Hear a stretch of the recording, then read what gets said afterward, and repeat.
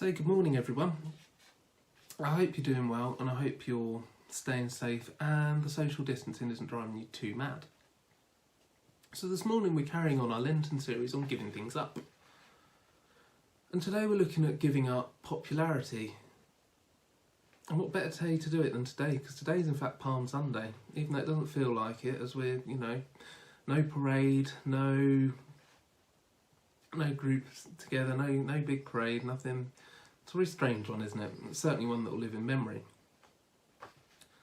So Jesus was arguably at his most popular on this day as he rode into Jerusalem on that donkey, on that colt.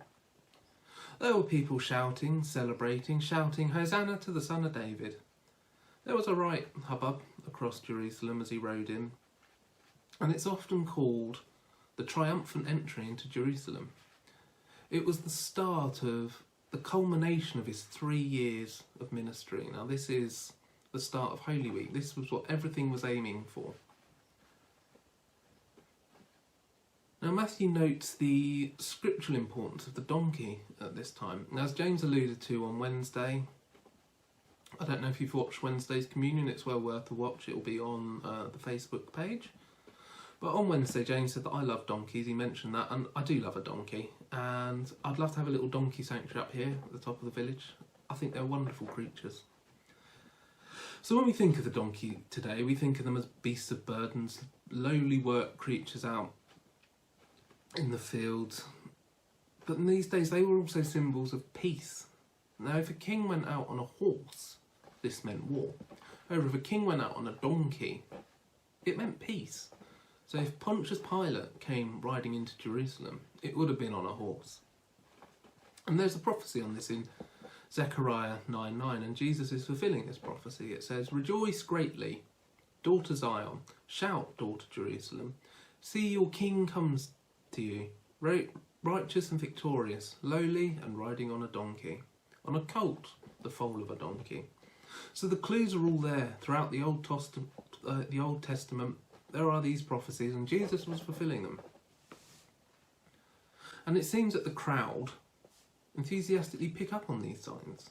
Hosanna, they shout, which means save us. It doesn't just mean save us, it's also an exaltation of praise for royalty. They knew who he was and he was their Messiah. So they were laying down their cloaks on the ground in front of him, and they were cutting down palm branches, waving them, laying them on the ground. And then there is this other group present there, which is referred to as the city. And it's clear that they don't know who Jesus is, because they ask, "Who is thee? Who is this coming in?" And the crowds enthusiastically reply, "This is Jesus, the prophet from Galilee." Jesus arriving managed to stir an entire city. And all he did was ride in on a donkey. It must have been pretty crazy. He was the most popular person in that city. And can you imagine what that would have been like? Have you ever wanted to be popular? Now, I'm not talking about being famous and having thousands of adoring fans and headlining festivals or anything like that. Just liked. I think we all want to be liked, let's be honest. And it seems to be worse when we're in that awkward school age. Everyone thinks of that time when they were back at school and everyone was desperate to fit in, desperate to be popular, be part of the popular gang. It's like a herd protection thing. No one wants to be the odd one out because then you're a target. When you grow up, you may think, "Oh, do you know what, I'm a bit over being popular now." You think, "Oh, I've found my own way. I know what I'm doing now. I don't care what anyone thinks." When you look at social media today, do you think that's really so? Many people are looking for likes and followers, just so they can be popular on social media. And there were a set of famous experiments in the 50s called the Ash. Forgive me if I'm not pronouncing that properly. I don't know. The Ash conformity experiments, in which a series of people were asked questions. Now, they believed they were going to a vision test, and there were a group of 12 people in a room. There was the test subject, and then there was actors in there. And the actors would deliberately give the wrong answer to questions. And there would be 12 questions, and then as this would go on, the actors would deliberately give the wrong answers to questions. Now, as this went on, at least 75% of the participants, the test people that weren't actors, they gave at least one incorrect answer out of these trials. And when these participants were interviewed afterwards to find out why they conformed, most of the participants said they knew their answers were incorrect. But they went along with the group in order to fit in, because they thought they might be ridiculed. So, this confirms that those participants, they conformed due to the desire to fit in.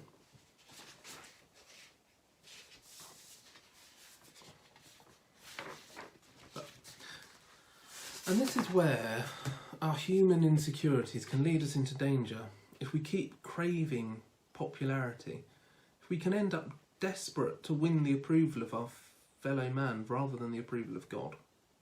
Because being a Christian will not make you very popular very often in our increasingly secular world. It's not a mainstream thing, is it? But if you go to Luke 6, chapter 6, verse 22, and Jesus says, "Blessed are you when people hate you, when they exclude you and insult you, and reject your name as evil because of the Son of Man." God's love and grace is something that will never go away. It will sustain us through the times we're unpopular. It will sustain us through the times when we feel abandoned because of our faith in Jesus. So we're blessed when we're through these times. We can take comfort in that when we've gone for the unpopular decision. But then 3 verses later, Jesus also says in Luke, 4 verses later actually, Luke 6:26, "Woe to you, everyone who speaks well of you, woe to you when everyone speaks well of you, for that is how their ancestors treated the false prophets." Jesus warns here about the dangers of popularity. This again is a warning about desiring the praise of men as opposed to accepting God through Jesus.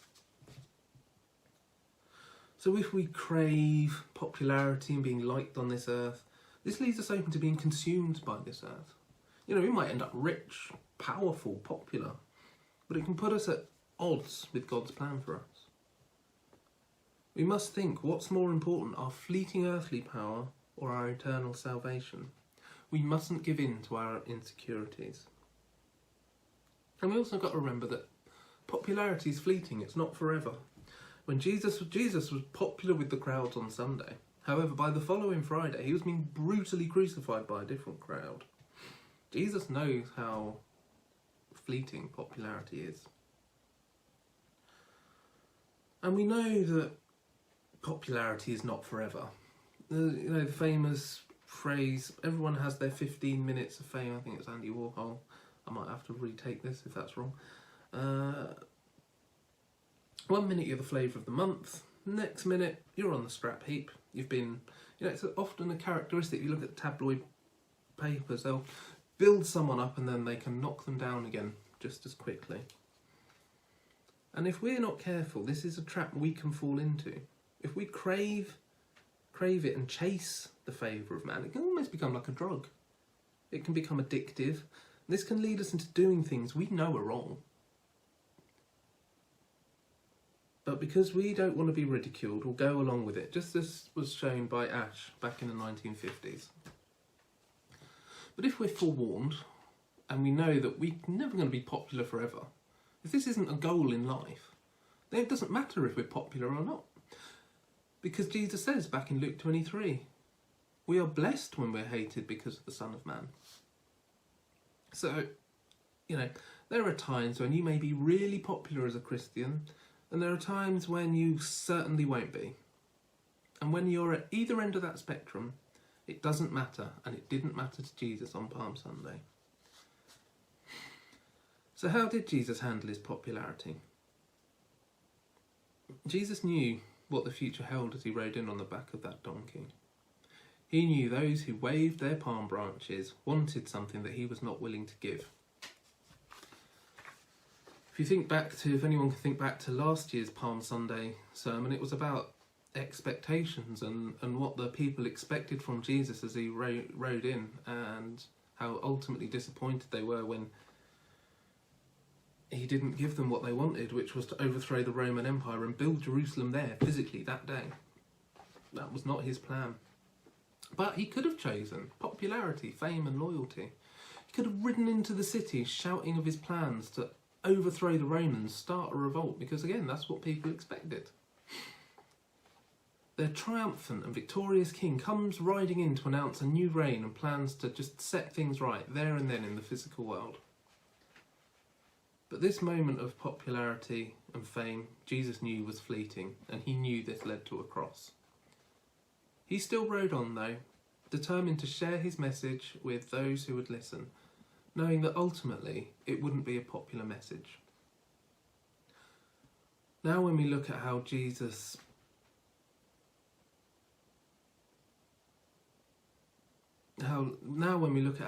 handles this popularity, he certainly wasn't being the big I am. He wasn't revelling any of it.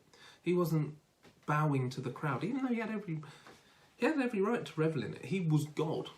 He's God on earth. But he doesn't bow to the crowd. He knows his plan. He just calmly gets on with it.